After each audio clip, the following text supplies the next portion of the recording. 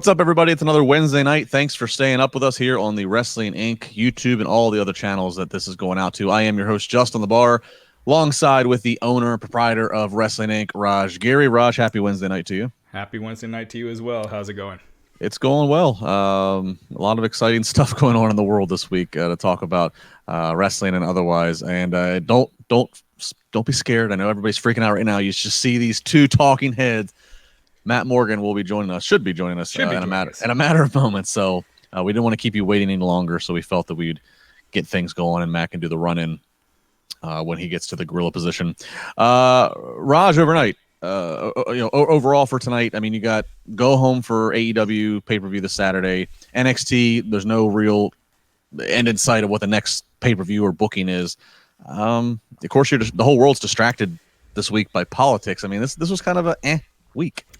Yeah, it seemed like, which is weird because it's a go home pay per view week for AEW, but it did feel like both shows kind of knew their ratings are going to be hurt this week and try not to put too much out there. But again, AEW does have a pay per view, but the Gun Club was in the main event, so it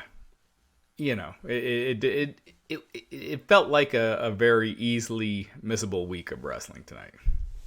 Yeah, NXT, not bad. Again, good in-ring action. That's kind of their MO. But, yeah, not a lot that you had to tune in live and that you couldn't get the same satisfaction of just checking out a recap video on YouTube or watching a podcast like this. AEW, I would say it was one extreme or the other as they're building to what on paper is a great lineup. But when you watch some things tonight, there was either some major head scratchers in how they did the final build for some angles and matches, or there was like, holy shit, they just knocked it out of the park there. So a really drastic one end or the other, in my opinion, that we'll cover here on AEW in just a moment. Yeah, I mean, in some ways they have two of their biggest matches that they can make with FTR versus the Young Bucks, which was a dream match, 6 months ago, and Adam Page versus Kenny Omega. But I just feel like the build hasn't been there. Like I feel like they kind of dropped the ball on it. Yeah, Omega versus Hangman Page. I mean, I like the sit downs. I like the fact that it felt a little more authentic with Shivani and Jim Ross respectively. It wasn't as campy as how WWE does their my guest at this time, or Charlie Caruso acting like she's Bob Woodward on the investigation to track down these people. I like the sincerity and again just genuine feeling these sit downs had. But then, as we'll talk about, the two actually were in the ring at the same time to come to the aid of their friends, and they like fist bumped. And meanwhile, they're trying to give us video packages and like sell us on like this big deal that these former tag team partners are in the finals for who's going to be a number one contender. It was just, it really feels like there's like some of the guys who are like got some booking ideas on paper, and then maybe Tony has an idea, and then maybe some other producers are also like, it feels like there's three different plans, and all three plans are happening simultaneously on TV because, hey, we just let it all go to TV. Yeah, I think at some point, I feel like Tony's got to get in there and just be like, this isn't helping our talent the best. Like when I look at Miro and the stuff they're doing with him, feuding over video games and things like that. At some point, it's like, I get that's what you want to do, but that's not the best thing for you. And I don't know. I just feel like these two matches in particular, I thought should be a lot. They should feel a lot bigger than they feel right now. Yeah. Our first super chat of the night, Justin Lopez, $2. Thank you very much. On paper, it's a better card than All Out was, and I could probably agree with that on paper. Yeah, on paper for sure. And now joining us, and still, Mayor. What's up, guys? How are you? No. Yeah, well, yes, I won my re-election here in Longwood for Longwood City Commission. Thank you. But here in Longwood, in the month of May, we rotate the mayoralship amongst the five of us commissioners. So in May, I got elected to mayor for my fellow commissioners, May 2019. And then May 2020, I wanted to be a man of my word, give it off to one of my fellow commissioners who had never had a chance doing it yet. And they reelected me again. And I was like, all right, I'll get us through COVID. But like, hopefully by September, we're through COVID a little bit better, fingers crossed, right? And we were. So I nominated one of my fellow commissioners, Richard Drummond, who never had a chance doing it. And so now he would be the mayor. We all 5 of us, it's different in our city. We're all equal. The mayor has no more say than the other 4 commissioners. You don't get paid more money, and you don't have any more responsibilities except that you chair the meeting. That's it. So, not to demean the position, but it's the same as the 4 other commissioners. But and I'm really still commissioner. Bottom line, Oh. you won. Like, Matt, why'd you go off on a take? Yeah, because a lot of people don't know how it works. Yeah, but I got my seat. I won. I won my seat again for another 4 years here in Longwood, city I'm insanely passionate about, my hometown. So I'm excited. Thank you guys. He's the greatest commissioner since Gorilla Monsoon was in the mid-90s for WWF. Congrats, Matt. Glad you're. Thank you guys. Thank you. Glad in all of that you have going on politically that you're still able to join us here on a Wednesday night. Matt, we didn't jump into the show. We just kind of gave our overall thoughts. But AEW on the go-home edition of Dynamite to the pay-per-view Saturday. NXT just kind of floating out there. It kind of felt like both shows kind of felt a little tonight. They did both feel a little, I'll admit that. Yeah, I agree with that. All right, well, we'll jump into it piece by piece here. So we start off Dynamite with backstage. We see Chris Jericho and Jake Hager, and Jericho's putting over Hager, who's 3-0 in his MMA career. Had a big fight, a big win in Bellator last week, so just putting over Hager here for a minute, who's got the battle scars to show it.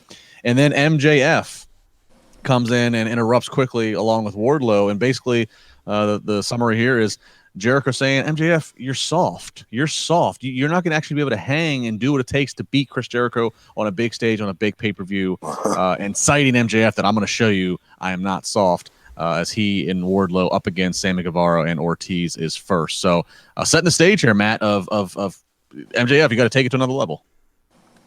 Yeah, this is a good story. It's a nice, I did like this wrinkle and this layer, because that's what it was. Another layer added to the storyline. And in MJF's character, I thought. Yeah. It does feel a little soon to be doing MJF versus Chris Jericho, in my opinion. But yeah, I agree. I like what they've done so far.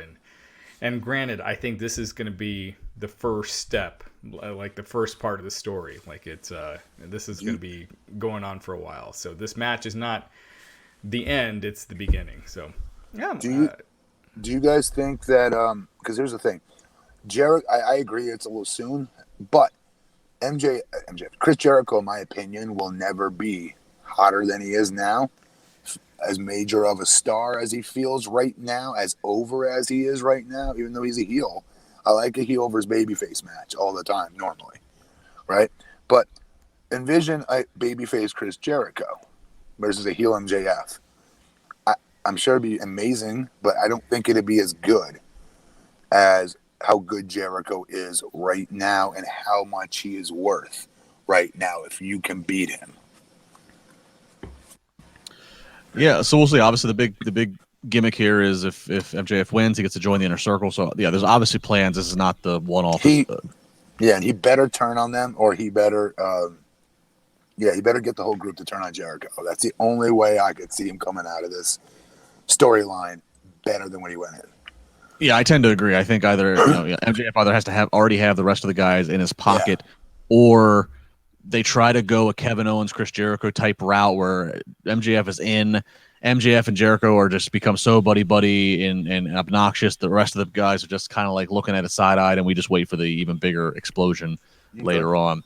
So this is so we have this tag team match here, and I'm not going to go through all the play-by-play. It's a back-and-forth match. There's a lot of spots. There's cutoffs. There's all the normal stuff. There's one sidebar that happens. Sammy's on the outside, and we see a masked wrestler outside in the crowd, and it turns out the mask comes off. It's Matt Hardy. Matt Hardy throws a chair at Sammy, a la what Sammy did to Matt months ago, and so they just kind of are building to the Sammy Matt Hardy thing on the side, and ultimately it leads to the finish, which is MJF gets Ortiz into an armbar, and Ortiz taps out. So MJF gets the victory. He's the one who earns a submission, which that's good. But I got to be honest, going into this, if off the bat you're trying to have Jericho say, Matt, MJF, you're soft. wouldn't you just want to have this be a thing where it's not even really a match, where MJF and Wardlow just grab some weapons, grab some chairs, and just go buck wild and basically just call it a no contest and they just get violent? I didn't like the fact that this match was so competitive and that MJF and Wardlow had to fight up in order to win this. I don't know. Is that just me, or am I being picky here? No, I think that's very fair. No, that's a good point. Actually, I definitely felt a lot of that. I agree 100%. You know what I was thinking of was doing something similar to Orton and Lesnar. Remember when Lesnar was just beating the ever-loving crap out of him on the ground with those elbows, and it was just brutal. Something like that. When you're told you're soft, you have to be super violent, I feel like, and that didn't happen here. It didn't. It was the right idea. They just didn't execute it and bring that layer or wrinkle that I was hoping we'd get out of them. Yeah, I mean, the most aggressive we saw MJF is actually after the match. Jericho, who's on commentary for this match and the whole night, we'll note, as MJF and Wardlow are leaving, MJF just charges the commentary desk, dives on Jericho, knocking over the backdrop, and just proceeds to take the punches to him before everybody separates him. So I mean, this was good. Again, we got to feel some aggression. This can't all be, oh, we're funny dancing dinner partners, now we're going to fight for admission to a faction. You need some aggression. So I'm glad this happened, but I just thought they could have done even more with MJF. But I don't know. This is the match I'm most excited for at the pay-per-view, just for what it means in the story, if that counts for anything. Do you think they have MJF kind of and the inner circle turn on Jericho this Saturday, or is that the long-term destination? No, I think long-term. I think. I agree. Don't blow that wad right away. Let MJF get in. Let him infiltrate, and then you can draw this out. Yeah, it's the Rock and the Nation. Yeah. All right, so we get Tony Schiavone doing a sit-down with Kenny Omega at a house. This is sit-down interview, putting over the match he's going to have with Hangman Page, of course, the finals for the tournament. And Omega was not old-fashioned heel. He was kind of just level-headed Kenny, and he says, everybody said it's obvious it's me versus Hangman. I don't think it's necessarily obvious. He puts over Wardlow and how Wardlow should have had a real shot, and but he basically says he's the master of tournaments. He wins every tournament he's in, so he's destined to win this tournament and become the next champion. I don't know, man. I think they did a great job with Omega the last couple of weeks, and then tonight I felt like it was like 2 steps back. What about it, though, specifically, the most? Well, I think he was getting more interesting, being more heelish, and then tonight he's just there hanging out, and I don't know. Yeah. This since All Out, this Adam Page Kenny Omega feud to me is just kind of just sputtered. It just hasn't been hot, and they did a good job though of developing an entire tournament to feature this storyline, right, as the winners and whatnot, and roll it right into the next layer of their storyline, right? But the protection of Kenny Omega needs to be so much more important to this company. It just does, and they're not doing that. They're not protecting him, whether that's from himself at times. So what? They got to do whatever it takes, because we were told he was going to be, the stud, I don't want to call him the AJ Styles of AEW, but I want to say the best wrestler in the world at the time. Yeah, after this interview was done, I was like, okay. I get it's not Kenny's style to be the old-fashioned wrestler who's gonna scream in the mic and go Sunday, Sunday, Sunday. So I respected that he was trying to stay true, and he had a little bit of a cockiness to it. So I was okay with it. It's what happens later, which we'll get into, that I just thought was what are they doing? And so we'll get to that here in a few segments. But up next match we have is the debut singles match in AEW for Miro, as he goes up against Trent. Of course, we all know this problem between these two groups that's been building. Again, a very back and forth heavy match. I know you got to give Trent some love and respect. He went hard in that street fight they had some weeks back against Santana. Ortiz and Santana and them. But again, I thought for this supposed to be Miro, who's supposed to be a big deal, and debut singles match, it was just again more competitive than I thought. Miro looked great. In the midst, we had some distractions with Orange Cassidy and Penelope and all that stuff. Ultimately, though, what ends up happening is Miro does get his submission hold locked in on Trent, and Trent passes out, and then Miro puts it on again after the match. So Miro winning as he should, but like I said, just more competitive than I thought it needed to be. It was. Real quick, Raj. He's so physically dominant versus everybody else in this roster. No offense to Trent. Sorry, dude. You get to get steamrolled tonight. Tonight's not your night. That's how this used to be discussed when I would go over matches with certain talents, no matter what level of superstar that they were. That is how the agents would go about this. You know, this is Matt's night. Matt's going up, 90% Matt, 10% you. And you had to be okay with that. It's business. He's so physically dominant. I just don't get it. I don't get why they would give him, you know. And maybe it's Miro. Maybe Miro needs to be greedier. I don't know. I think in general, there's times in AEW where some guys and decision makers need to be greedier. I feel like there is. I mean, it's nice. Everybody wants to give back or help, but I feel like there's sometimes too much of, well, hey man, let me get some stuff in. It's okay, and it's like no, it is, and it hurts. But here's the problem: it hurts the overall product of what you're trying to do. If you're trying to get Miro over, this is not how you do it. I mean, it's booking 101. Any TV show, any movie, when you've got a big heel or a big, monsterish kind of guy, whether it's, again, I feel like they made that mistake with Lance Archer, Brian Cage by beating him so quick. Mm-hmm. You don't want Undertaker when he comes in to be having great matches. You want him to destroy guys, build him up, and then you go where you're going to go with him. I just think, and it didn't have to be Trent. You could have put Miro in with anyone, but it should have been just a frickin' one-sided destruction. Can I tell you why Trent would have been good though? Still, because he's a tag team.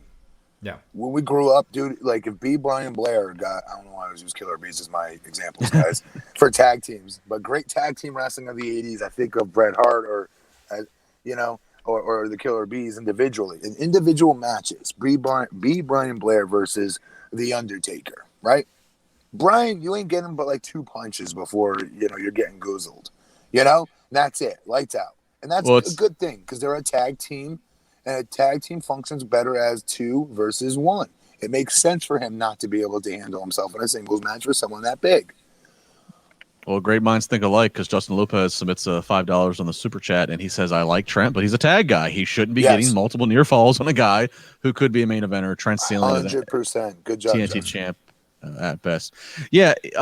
Well, and to the point of, and I'll kind of use this right here. Calculon, $1.99, Miro should be destroying enhancement, guys. Yeah, I was getting ready to say, I watched that bottom line go across the show where they give like the 15-match recap of who beat who on Dark the night before. They are letting so many talents, whether they're under permanent contract or just, show by show, they have so much talent there in-house.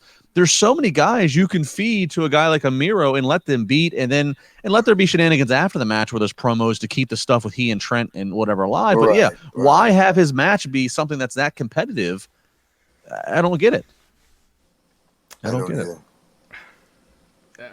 I mean, I just think Miro, I was saying it's too early to say, like a month ago, but now we're at the point where it hasn't been great. No, it hasn't. I mean, again, he looked good, but in the context, I thought it could have been different. But I mean, I still have hopes for him. I still want to see big success. After the match, again, Miro's trying to keep the move locked in. We see Chuck come out. We see Sabian come back. All of a sudden, we see Orange Cassidy. He leaps off the top rope onto both Miro and Sabian. So this is not over yet. All right. Then we get another backstage, or not backstage, a pre-taped interview earlier in the day. Jim Ross, this time with Hangman Page. Of course, he has a drink in his hand. And Page talking about how, he's had plenty of time to prepare. He knows all of Omega's moves. He knows how to reverse all of them. He's drinking, of course, as he does. And Jim Ross calls him out and says, I think you're nervous. I think you're nervous. And that's why you're talking the way you are. That's why you're drowning your sorrows in this. I like this. It put emotional layers to this match. It did, and this is a great usage of Jim Ross, if there ever was one. Like, this was awesome. Yeah, Paige. I mean, I think Paige is really good. This was, if there were crowds this year, I think this would have been his breakout year. Yes. And, unfortunately, it didn't work out that way. But, again, I'd like to see more of the consistency. Some weeks he's kind of like the deer in headlights, like the puppy dog lost his buddy and he's sad, and then the other weeks he's this badass drinker. I don't know how to put it. Doing the cowboy shit. Right, yeah, he's a cowboy, and I think he's most effective as the cowboy. Yeah. So next we get an in-ring promo with Taz is out there with Brian Cage and Ricky Starks. Basically, Taz just shooting on Tony Khan in the office about how they have their ranking system and who gets matches at pay-per-views and title matches. Says how Cage is 10-1, and that one loss isn't really even a loss because he passed out to Moxley. Talks about how Ricky Starks has won the matches he has, and it's not even in the top 5. And basically says, he references Cody versus Darby Allin's match, says it's going to be good, but they're both spoiled and entitled, and guarantees an FTW presence at Full Gear. So basically saying FTW is going to probably interfere and screw up that TNT title match. All right. Any thoughts to that, or keep it going? Yeah. All right, so up next, we got the Young Bucks versus Private Party. Private Party out with Matt Hardy. They're out first. Matt Hardy gets attacked from behind from Sammy Guevara, a little payback from earlier in the night. So this is what we go to break with. So Matt Hardy injured. He's out of the picture. And, of course, it's all building to Sammy and Matt, which is going to be a cinematic match, by my understanding, at the Hardy compound. So, we've seen Matt and Sammy be snake bitten on live TV with stunts. Putting them in a cinematic match, great, because obviously you have multiple takes, you have plenty of time to edit, and this is a specialty that Matt has been the leader of in this era. So I think this is going to be good stuff from these guys. Yeah. All right, but we get Young Bucks versus Private Party, and again, back and forth. They're selling how Young Bucks have been hurt in the past by FTR. Ultimately, though, Bucks get the victory as they should. Yep. Via pinfall, and then after the match, we get FTR back out there. FTR's out there. FTR's getting on the numbers, and then all of a sudden we see Omega come out. He tries to basically help even the numbers just to get FTR and crew to back off, and then here comes Page, Hangman Page, and this is what I don't understand. They have the Bucks, Omega, Hangman and Omega. They had a little stare down. You think maybe some animosity, maybe some whatever. No, they give a little nonchalant fist bump to each other. And then they stared each other down, but yeah, again, I think this is the first chapter as opposed to the last chapter, and right. I hope that's the case. But yes, we do. I mean, when I thought of Hangman and Omega earlier this year, it seemed like that was a can't miss, and this match just happening to be the tournament finals as opposed to a grudge match. It's the build up again since All Out. It's just been there for me. I do like that they did a tournament here, even though the tournament was going to be super predictable of who the two finalists would be. Right? I liked it though. I still liked the idea of that. But yeah, the fist. It's confusing at times because I still don't know which of these two is the face, which of these two is the heel. I still don't have a 100% certain grasp of that. No, I don't think anybody does. And I'll be honest, I don't know if AEW does. I don't know if they know who is supposed to work as the heel, work as the face, what it's going to be. So this was they did some great work with the interviews. They even had a video montage later in the show set to, I think, Cinderella. Oh, that was so good. The 80s band. But like this. What you got? But I think this almost negated a lot of that because it was like, what are you doing? Like, speaking of what are you doing? How do you talk over Raj Giri singing like that? I'm trying to sing. Sing. Oh, you're good. Fair critique, Matt. Raj, go ahead. Give us that Cinderella again. It's the moment. It's past. No, come on. Give it one more time. But that's a great song.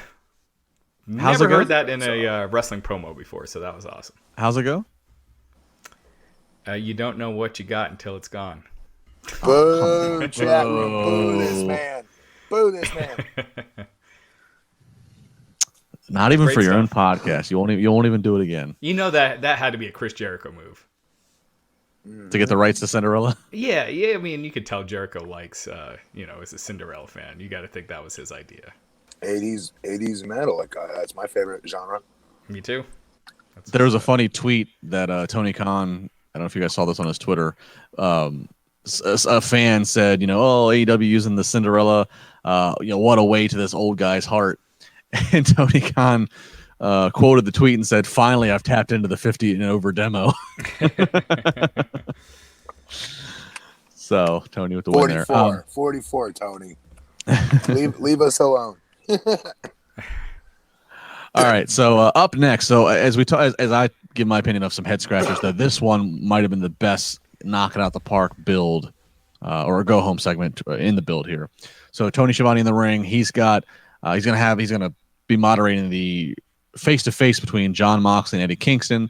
The stipulation being that, again, they dropped Tony Khan's name a lot tonight. It was dropped by even more people after this. The stipulation being they cannot engage, they can't get physical, or the match is off. So can't touch. So we get Kingston out there. Moxley comes in, and this was a really, really good piece of business here. Eddie Kingston immediately gets Schiavone out of there. And they touch on Kingston talking about how long they've known each other and saying how this opportunity here is the reason why my mother does not have a grandchild. This opportunity here in this business is the reason why my mother does not have a daughter-in-law. This is why the sacrifice. And then Moxley in the rebuttal saying that loyalty is a bitch, and he talks about sitting at the table with Eddie Kingston's mother and the promise he made Eddie Kingston's mother, which is enraging Kingston that he's talking about his mom. And finally Moxley says, maybe what's going to happen is after all these 18 years, you're going to realize you didn't deserve the shot at all. And Kingston is just selling the facials. He is fuming and just says, you better get ready to kill me. This is real. This was for not being able to touch each other. This really sold animosity and got to watch to see what's going to happen. Yeah, no, you hit it. Why are people saying it's Tesla, not Cinderella? It's Cinderella. It's Cinderella. I thought it was Cinderella, yeah. Yeah, it's not Tesla. All right. Raj, you excited for this I Quit match? Man, Eddie Kingston, he's on another level. He's one of those guys that he makes you believe everything he's saying is real. Everything. Mm-hmm. And you just believe it. And I think he's great. I think he's one of the best promos in the biz right now. So definitely, he hasn't necessarily been built up great in the sense of giving him wins and that right. In that respect. But he's been so good on the mic that you believe it. I'm into it. I think it'll be fun. I think it's gonna be a crazy match. Let me ask you this for the pay-per-view this Saturday, because I don't know a lot of people that actually would believe that Kingston's going to take the title off Moxley. What main events this Saturday? Oh boy! You have FTR and the Bucks.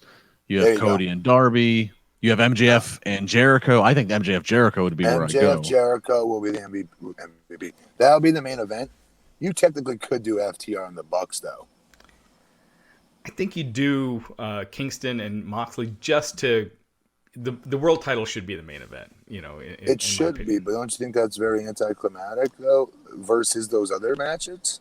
And they've done they've had pay-per-views where the world title wasn't the last match. So no, I don't know what match would you say has had the best build so far? Probably Jericho. Paige and Omega. Oh, the build, those two definitely, but the biggest feel is Jericho MJF. That's the biggest matchup. Yeah. If they try to put Omega and Hangman as the main event, to use a phrase that Matt would say, they better not fart in church that one. That they better knock it out the freaking park. They would. That match would knock it out of the park. I can't see it not being a 5-star match. Honestly, I can't. But that's a tough one. These are some good matchups. These are some pretty big matchups. Well, never mind it just being a good match. Hangman and Omega, there has to be like some big climactic story. Something big has to happen. That's what I mean. But so you're saying if they have a 5-star match, but they don't deliver with the characters or the next step or the next half step of this story between those two. Yeah. Somebody needs to stick a knife in somebody's back bluntly. You know what I mean? For that to finish the show. I just think MJF and Jericho has the most like story surrounding it that they can end on some kind of crazy ass note. That should be the main event. I think it's the most interesting. I feel like the other ones are a little more predictable. I think MJF wins, FTR wins. I'm sorry, the Young Bucks win. So yeah, I think that there's a lot of different ways you could go with Jericho and MJF. How many times has Jericho lost? I feel like every pay-per-view this year, right? He's lost to Orange Cassidy. He's lost to. He was in that 5-on-5, that Stadium Stampede. He lost to that, and then he lost to Moxley. So yeah, every pay-per-view this year he's lost. I was gonna say this is why I don't think that this was good use of him versus Orange Cassidy, and then putting Orange Cassidy over on him. Yeah.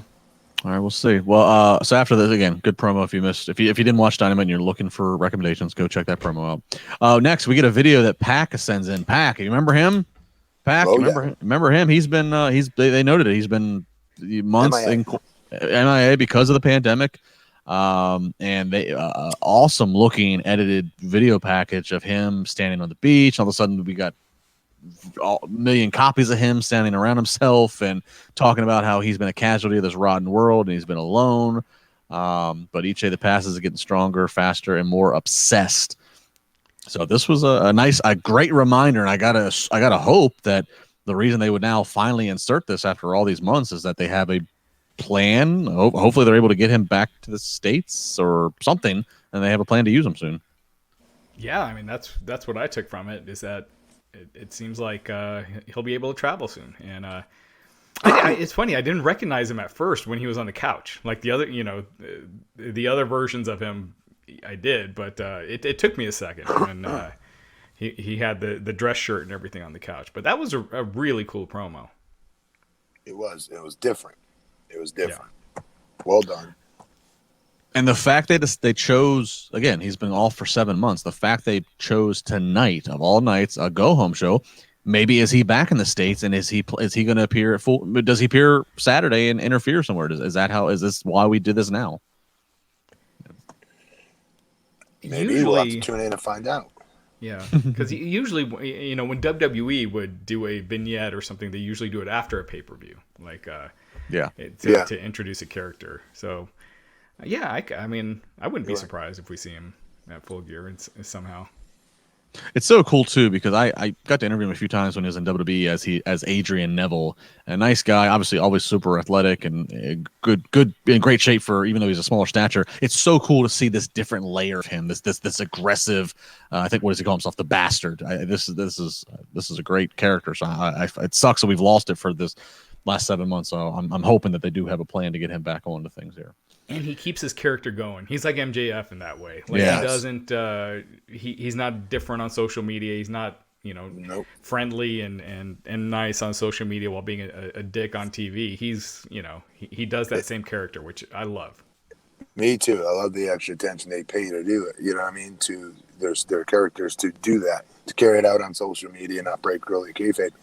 Also, I love the fact that he looks like an actual professional athlete. He looks like an actual pro wrestler. Yeah, for sure. And speaking of MJF, cheap plug, we have the Wrestling Inc. Daily every single day that comes out in the afternoon. And today, Wednesday's episode, we had MJF on today. So you had MJF on? Yeah. Nick Hausman had MJF on today. Yes, we had him on the episode. Sweet. So check that out. All right, keeping it going.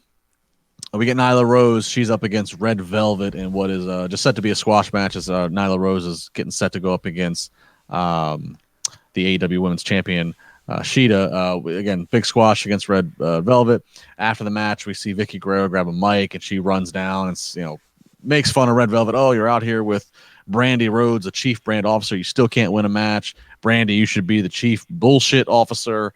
runs the ladies out of town, and then Nyla and Vicky go over to Shida, who's sitting or standing ringside, and they begin to berate her. And again, another Tony Khan reference. Vicky talks about how Tony Khan's starting to listen to me now and made Shida take the match against Rose. So again, it was noted, and I bring this up because I watched social media, and social media was very aware of this, that Tony's name was dropped more than it is on a normal basis. So whether that is just coincidence of promos or whether that is like some, cliff or some red herring that he's going to appear come on as, eventually as a character. Yeah, I don't see them doing that yet with him. They've got to wait a little bit more for this, don't you think?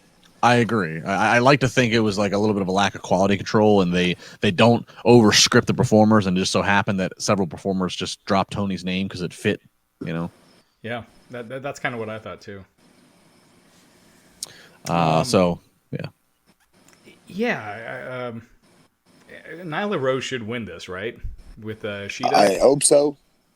Yeah, I hope so. Like the women's division is going nowhere with Shida on top right now, and that's no disrespect to her. It's just it is what it is. It's the unfortunate truth for her. It's for all of us, because I do think, she's Nyla Rose is just a monster, great heel, in my opinion. It's so easy to know who's the bad guy, who's the good guy, right? And by proxy, you're stuck automatically cheering for her opponent. That's what you should be doing as a heel. Yeah. Or put the belt on Britt Baker, but they need to get this women's division going, because it's just been the bigger star has to be champ. Their bigger star needs to be a champion right now more than ever. I agree. Yeah. I think Nyla has to win this, and but then after Nyla wins it, it's like, all right, who Chris Statlander's injured, and like who's the babyface that then can challenge Nyla? Because I'll say this, I don't think Britt wants to be the babyface. That was the original plan, was for Britt to be the girl next door, pretty, and dentist. Britt doesn't want that. Britt likes what she's doing as the heel, so it's like, right, they got to find a babyface who can be a babyface who can chase a Nyla Rose and also be a thorn in the side to a Britt Baker. Statlander, obviously, you mentioned. That's a good one. Still waiting for them to drop the alien thing. It's silly. She doesn't need it. But she's injured for a while, so she's out of the picture right now. Speaking of interviews, we interviewed her last week on Wrestling Inc. And she's still out of action. So as far as who they got on their current roster, Thunder Rosa, she's the NWA women. She was the NWA Women's Champion. I don't know. There's no built-in babyface. Thunder Rosa. Why do I think Thunder Rosa got signed by WWE, or the rumor that she got signed? She's not. She's okay. She's still under contract with NWA. Okay. Billy Corgan made that known this past week. Yeah. He didn't like the fake news. The fake news. All right, we get a video from Darby Allin. He's goes up to a old car that's got the face of TNT spray painted on it. Gets in the car, and then we see somebody wearing a Cody Rhodes mask. Darby drives the car right into the guy. It's the guy. That's a little the whole face. That's a little bit relevant to the endings. That's why I decided to add that to the recap here. All right, so we get the main event match, which is Cody along with Billy and Austin Gunn up against John Silver, 10, and Colt Cabana of the Dark Order. Billy, who's just at 50 something years old, just a freaking stud. He's 6'5". He's just slamming people. I mean, the only one that's even close to his size is Colt. He even manhandles Colt. Commentary's putting it over. Billy, just a thoroughbred. Billy, his body looks like he's 25, 30. Like he looks tremendous. And look, I want to say this too before I get to the rest of the recap. I think it's cool because if you pay attention every week, they have the baby faces on one side, heels on the other side of the ring side. Billy and his son are always there. They're always right there on the face side, right next to and they're into every match. They're so supportive. So I think it's cool that the company's given a chance for like these guys, and especially Billy, to have this moment with his son and give his son some airtime. It's cool. But as I watch it, and I'm like, all right, it's cool. I can't help but say, like, Billy just overshadows and it's just star power over top of most of these guys. And I don't know if that's what they exactly want, but I can't help that that's what I see.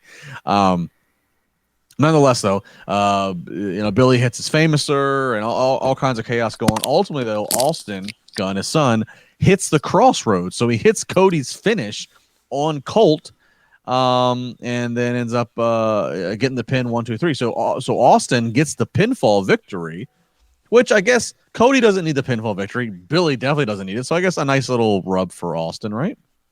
Yes, definitely. Absolutely.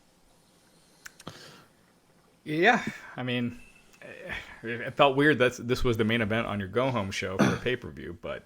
Well, right. And then so then after the match, Dark Order, they're all coming out. They're looking like they're going to try to outnumber, and ultimately they get sent off. But we see Darby's been up in the upper bowl by himself the whole night. We keep seeing cutaways. Cody then starts to cut a promo on Darby, and he says, "Oh, Darby, you're so upset.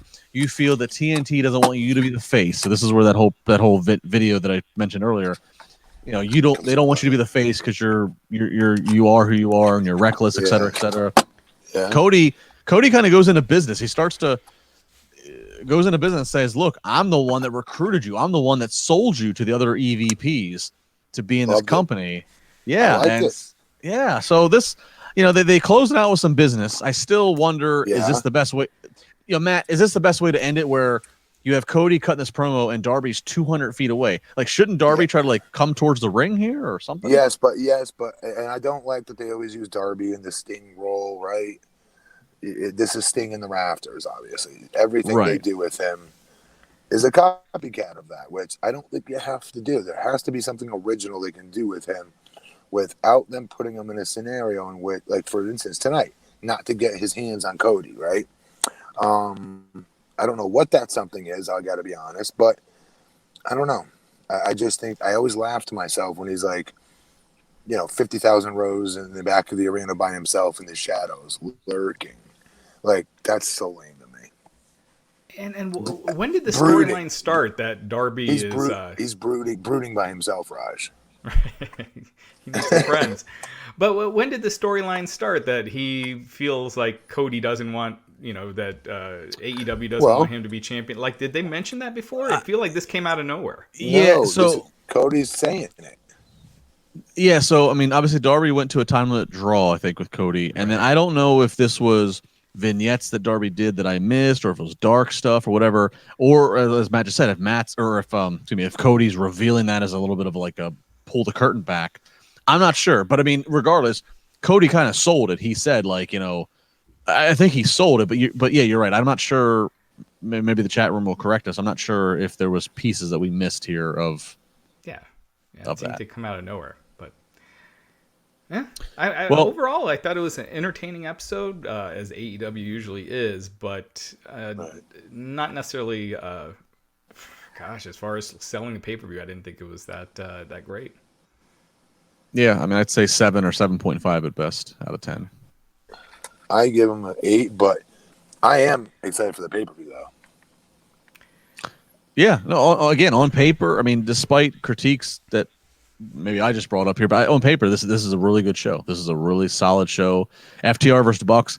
The build could be better. I know one of the members of FTR even did an interview that I know we posted on Wrestling Inc. this past week. They even acknowledged maybe this build could have been better. We'll get the match. We'll finally get the match of them. It's like I'm excited for the pay-per-view, but I have to remind myself of what the card is, and it's not necessarily the build as it is the card.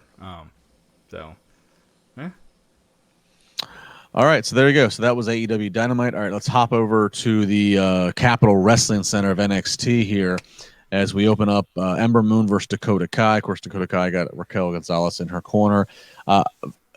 All of NXT, there's no bad match. You can watch all the matches. You're going to be entertained if you like good bell-to-bell action. This was such, I will say, Ember Moon, who I'm a big fan of, and I like to think I pay attention a lot to, brought out some new offensive moves and some new offensive sequences. So if you're into that kind of stuff, check that out. Ultimately, though, if you're worried about what comes out of this,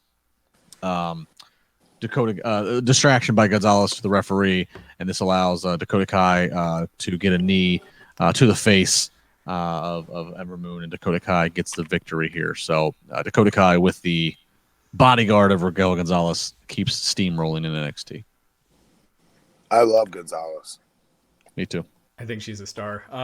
It seemed too soon to beat Ember Moon. She just came back, but outside of that, again, Raquel Gonzalez, I think they got something there. Yeah. Yeah, I agree with that. We see Cameron Grimes. He's backstage. He is still tormented from his loss of Dexter Lumis in the Haunted House of Terror. He's paranoid by everything. Everything's startling and scaring him, from zombies and everything. So he's all sorts Lame. of lame, scared. Depends on what you want to go with. All right, so coming back here, we got Shotzi Blackheart. She is talking to William Regal, who's letting her pick her opponent tonight due to the good job she did at hosting Halloween Havoc. She says she's a big fan of Toni Storm, so that's who she picks. So Blackheart versus Storm, that's going to be a match later tonight, so stay tuned, folks. All right, so we get Cameron Grimes versus Kushida. Again, Grimes all sorts of worried and paranoid. Very competitive. Kushida's finally on a roll. Really looking good here.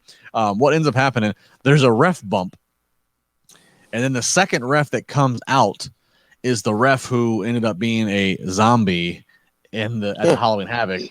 So Cameron Grimes is freaked the F out and is running away from this referee. And ultimately Kushida ends up getting a submission locked on and wins. It's kind of funny, I thought. I don't know, but it is funny, even though I'm annoyed with it, But that was original. It was different, at least for Cameron Grimes, what they did with the ref, right? To a degree. So give him credit. You see more upside with Kushida or Cameron Grimes? Upside, I don't like either talents, honestly. If we're talking like what, main event level star, or just what do you mean?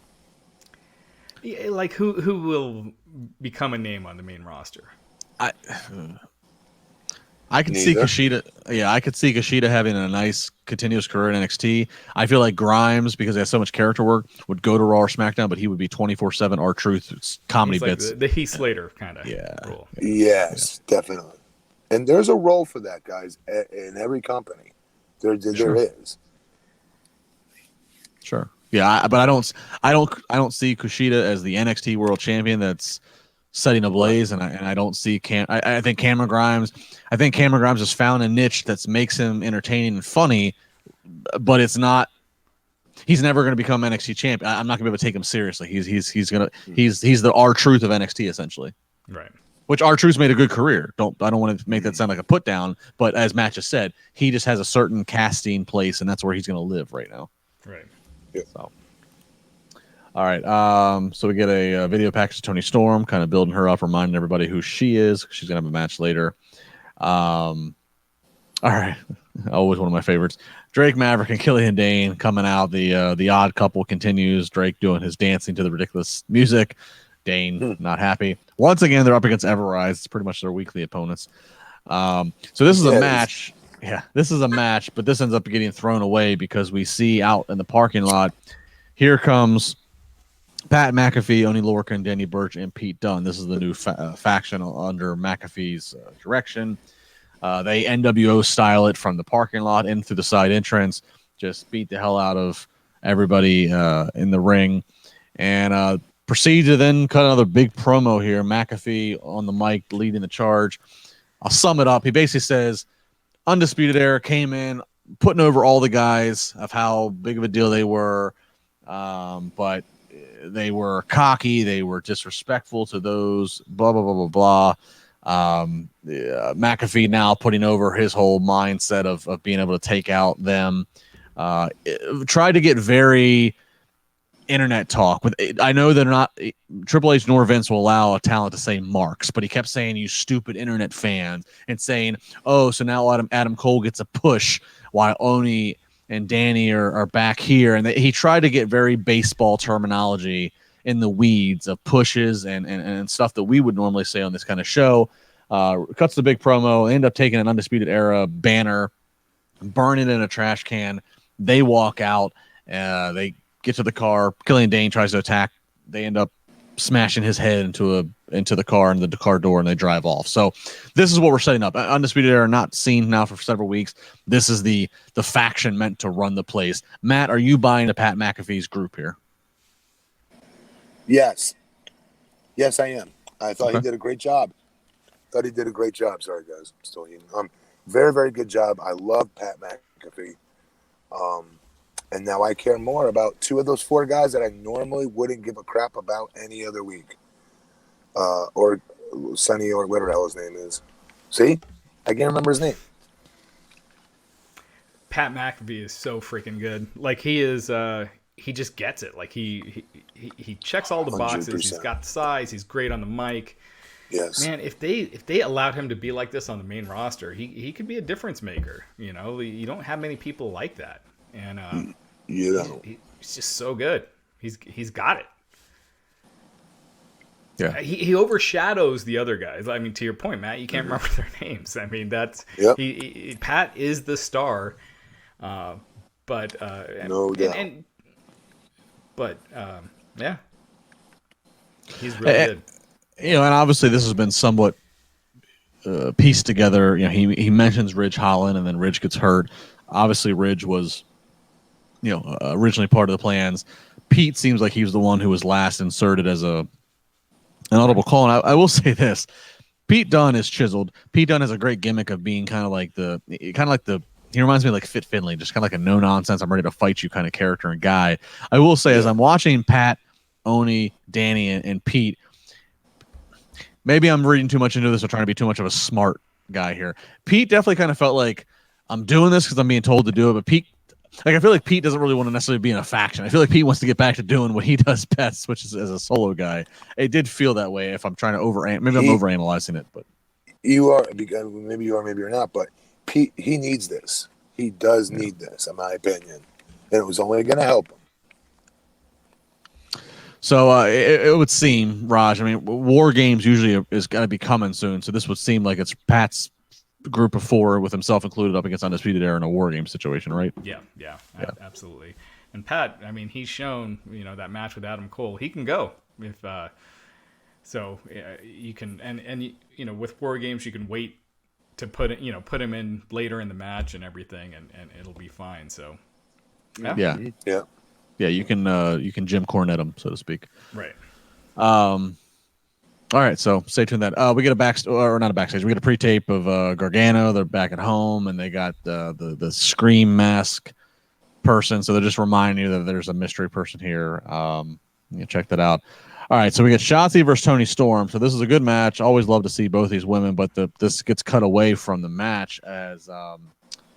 Well, Toni Storm technically gets a victory, but we end up getting distraction as Candice LeRae appears on the big screen, and she has commandeered Shotzi's tank, and she hops into what looks like a Hummer or monster truck or some kind of big vehicle, runs over the tank, and then we see Candice, you know, cutting more promo in the front seat, Ghostface mystery person sitting in the back seat as they drive off. So.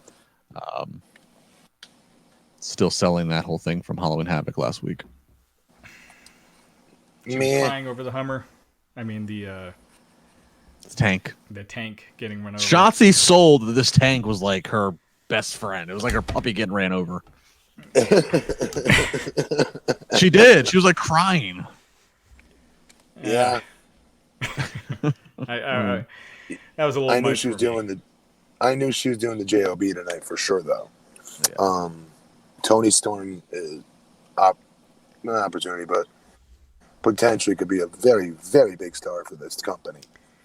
She checks all the boxes. She's got charisma, a great look. She can go in the ring. She's a star. If pro wrestling was dealt like Major League Baseball or NFL, God, Tony Khan and AEW's front office would be making offers of like what female talent NXT and WWE would you be willing to trade to us, and we'll give you some cash, or we'll give you a draft player to be named. Like we give us any, like we could give us Toni Storm. We'll make Toni Storm the #1 babyface. We need some draft picks right now. But then they got to send something in return, and it doesn't seem even. Right. All right, we get a Timothy Thatch can. Ultimately, he's doing more of his submission and technical. We end up seeing. Well, we know him as Anthony Green. They ended up calling him his name now is Austin or excuse me August Gray.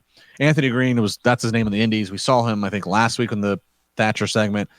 He got some one-upsman on Thatcher last week, so he jumps back in, and so obviously this is their way of introducing Anthony Green, who's going to be called August Gray, not being intimidated or inferior to Timothy Thatcher. So I'm 50-50 with these Thatcher segments. Some weeks I like them, some weeks I don't. I don't know, but that's fair. That's fair though. Like, I don't love them, but at least it is something. He doesn't do it for me. I know he's fantastic in the ring. I love his style. I don't know. I just don't. I'm not entertained by his character, is what I mean. I'm not drawn to him. Same. Yeah, I agree. 499 super chat from Spanish God Ish.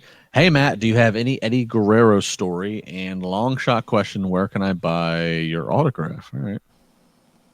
No, you have to buy my autograph. Just message me your address. I'll send you something.